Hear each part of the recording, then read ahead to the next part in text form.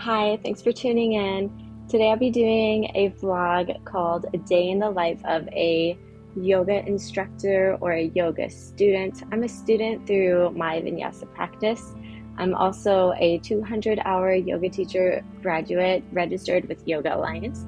I'm completing my 300-hour currently, and I've done a couple extra courses just for fun in between. Let's take a step back. This is the end of my day. I'm going to tell you about the start of my day. I just looked a little crazy when I woke up. So let's take a time travel back till the morning. Hi guys, so this is my morning routine. I usually wake up and I get the kids off to school. I make 2 separate lunches. They're out the door by 7:30, and then I usually clean house. I did the turtle tank, dishes, floors, and then I go to the gym for about an hour or so. I try to get my cardio in and lift some weights. Sometimes I'll swap that out for a bike ride. And here I am, shaky from the gym. I'm gonna have my protein shake before I get started with yoga in school. All right, so I'm gonna drink this. I'm gonna go wash up, do my hair, try to look decent, and then I'll get started on my yoga school. See you guys later. All right, guys, I'm back. I've cleaned up, I've washed my hair, I've done my face, I put on some yoga leggings because you never know when you're gonna stop dropping yoga when you're in yoga school online. I'm on my Vinyasa practice Teachable. They have a bunch of different lessons that you can do, but since I'm already a part of it, I'm just gonna log on. I want to give you a little backstory. So I actually did the 200-hour program last year, and it was amazing. I've done yoga for a long time, but during COVID, my neighbor was a hot yoga teacher. She learned Bikram. She also taught Vinyasa, and she was telling me about how she did online yoga training when she had a bunch of little kids. Her husband was on a deployment, and she was able to manage doing it at night. So I thought to myself, wow, I really love yoga. I always have. Why don't I try this? But I only signed up for the 200-hour because at the time, my husband was doing virtual school for college, and I was homeschooling one kid and also had a younger kid who was not school age. Most of the time, she kind of distracted us and needed a lot of attention as I was currently teaching her sister. Within studying strictly during TV time or when they were out at the playground, I would just take a notebook and I would take my headphones and my phone and I would study the written parts, taking notes, and then I would listen to the video portion and save the exercise portion for downtimes in between. I'd have to turn on TV or something for the kids, and then I would follow along with the yoga practice. I was able to finish the 200-hour probably within 4 months. I had the peer support going on with the school. I enjoyed what I was learning. I got so much deeper into philosophy. I had primarily only done yoga as exercise before. All right, so here I am at the website. I have previously done the 200-hour. I've also done online trauma-informed yoga and yoga therapy for anxiety. I'm currently, it's really neat, it shows you how far along you are, 64% complete with the 300-hour yoga teacher training. And when you get in there, they have it all in a strict order, right? So you have introduction, subtle bodies, and you do reading, videos, self-reflection. So after subtle bodies, you have Ayurveda in the 300-hour, Yoga Nidra, advanced anatomy and physiology, advanced sequencing, prenatal yoga, restorative yoga, and I'm currently on Yin Yoga, which is fun. The first part of Yin Yoga, we're learning about Yin, Yang, and Taoism, how it's interconnected. And we learn about the life force known as Qi and Yin and Yang tissues, which is very interesting. So it's neat to learn about the counterbalances of yin and yang. The purpose of yin is to help fascial system release so the appropriate stress can be applied to ligaments, joints, and bones. As compressive poses are used over long periods of time, the body opens up with just enough stress to promote cleansing micro tears and connective tissues. It's very neat. So after I'm done with the reading, I'll go through. It has all these visual pictures so I can learn it, study it, practice it. I'll hit continue to move on to the next. And for this one, for example, we have 3 videos, and they're not very long. 5, 10, 15 minutes of videos in this one. Some of them have longer videos because they do have yoga practices. And then there's this beautiful self-reflection portion of it. It says, after reviewing the material, practice yin yoga practice videos in the student portal. Write a sequence for a yin yoga class and practice the sequence. And reflect on the experience of practicing your yin yoga sequence by noting how you felt in your body before practice, after practice, and after a complete night's rest. Right, so that's beautiful. We learned about it. We saw the yoga postures, and now we get to practice yin yoga, and then we will write a sequence. And personally, I like to record these sequences that are right, and then I post it on my YouTube, because what better thing to do as a yoga instructor than to share what you know and what you've learned.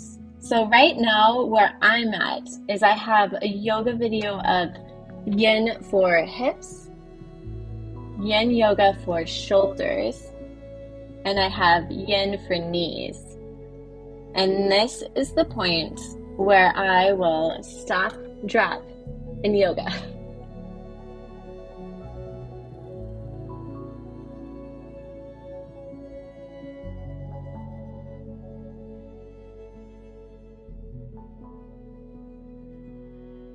Right, I finished my yin yoga practice for knees. I'm sitting down with a cup of hot tea so I can just enjoy a drink before moving on. My tea has these beautiful affirmations on it. And today it says, accept who you are in this moment, but acknowledge who you want to become. I think that's beautiful. I'm actually going to pop back into my self-reflection now that I've practiced the yin yoga sequence. And it asks how I felt in my body before practice. So I'm just going to share with you. I rushed this morning. I cleaned, I took care of kids. I went to the gym, I ran a mile, and I lifted a bunch of weights. But then I came home and I washed up and I took my time getting ready. So how did I feel before practice? Tired. I felt tired and achy, and I really pushed myself, which is great, but something needs to refresh your body at some point. And now after practice, I have to be honest and say it was a difficult practice. Yin yoga for knees, holding postures for a longer time, and definitely the compression of the knees. It was difficult. It's a difficult practice. But I feel refreshed. I feel relaxed. I was able to just lay there and notice the sensations and appreciate yin yoga for what it is. Now it's time to write a sequence. All right, so I'm going to pop back to the reading. And it shows all these examples of yin yoga postures. And now I get to create it on my own. Ooh, I like this one. That's a really good one. All right, so I'm going to get writing on my yoga practice. And I'll share with you when I'm almost done with that. All right, I finished writing my yoga sequence that I'll be recording today. If you guys want a sneak peek, I have plans to do a child's pose variation with your hands on the block, and then we move to a Sphinx or Cobra pose. We'll then come into a half frog, which just feels so good. Legs out the sides, pillow forward folds. We'll use blocks for your hands near your feet if you need to. A seated forward fold. We'll do Bananasana. Bananasana? Bananasana? It's kind of like crescent moon, but reclined. It's a reclined variation of crescent moon. And then reclined tree pose. And plans to do a Savasana variation with blocks just to make it a little exciting and comfortable. Or you have option to use a pillow, actually. So that'll be the yoga sequence. Right now is lunchtime. I thought I'd show you what I whipped up. I have a salad. I threw a big old glop of chickpea salad on top, half an avocado, some sauteed broccoli and carrots, lettuce, pumpkin seeds, and vegan ranch dressing. It's gonna be delicious. What I often do is I sit down and I flip my page from my yoga notes, and I'll start the next reading, and I'll just take notes as I read, and I'll eat and enjoy my time here. It's a nice way to multitask. Right now I'm on reading number 2 of Yin Yoga practice. And then after I'm done with this, I'll do the video lectures and maybe the self-reflection, and then I'll be sure to do my yoga video recording. I don't want to record with a full stomach. I do have to find time to eat, so that's why I do it in this order. It works out really nice.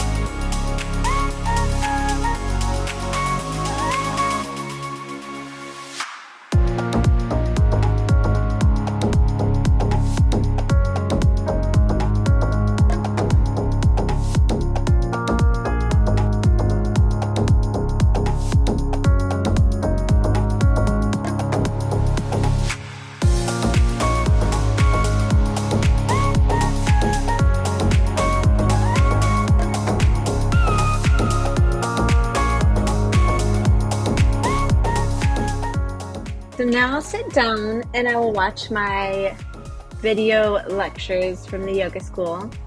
These videos are led by Michelle. I've got 1, 2, 3 of them, all under 5 or 6 minutes.